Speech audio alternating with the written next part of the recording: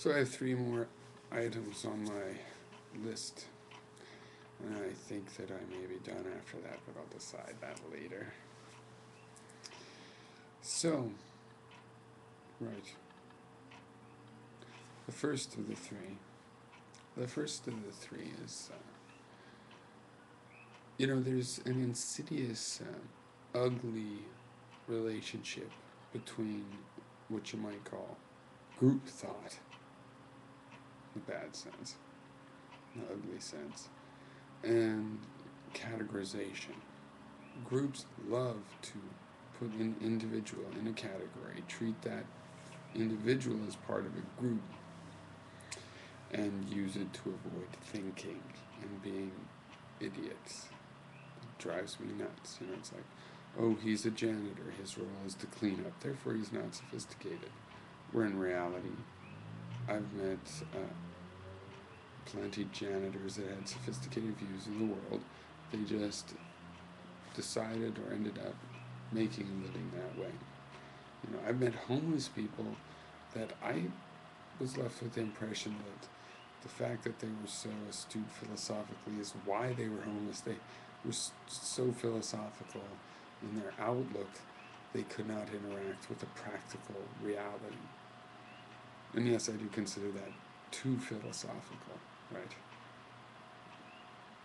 Nothing to take into extremes is still a positive. That's like a heuristic I believe in.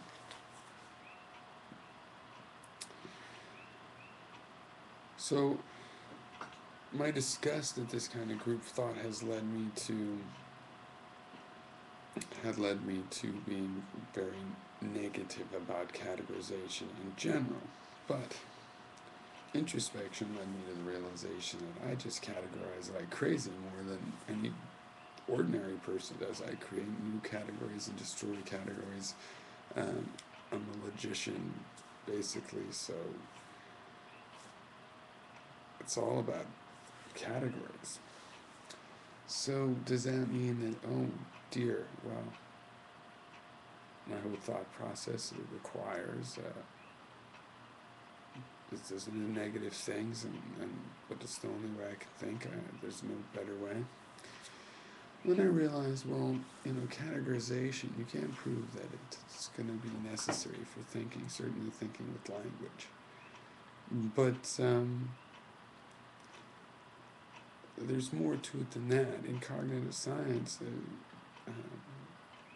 Lakoff has written a pretty interesting point in one of his books about a neurological study and an example, which is that the eye, the nerves coming off the back of the retina, they bundle down. There are less nerves that make it through the optic nerve than come off the eye. They're already combined, and that is categorization. The fact that multiple nerves have to funnel down and share one nerve pulse, so that all of those nerves together mean one thing, just like all of the features, all of the quality you get from looking at an apple mean one thing. That is categorization. I think that's a fairly deep and important discovery in cognitive science, and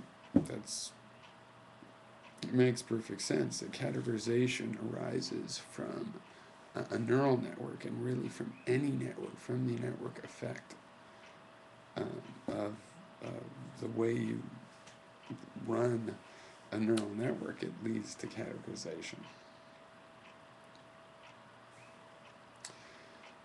So, the story of categorization is an important part of philosophy, social, and just about every level of philosophy. Obviously part of the abstract and as well as the social.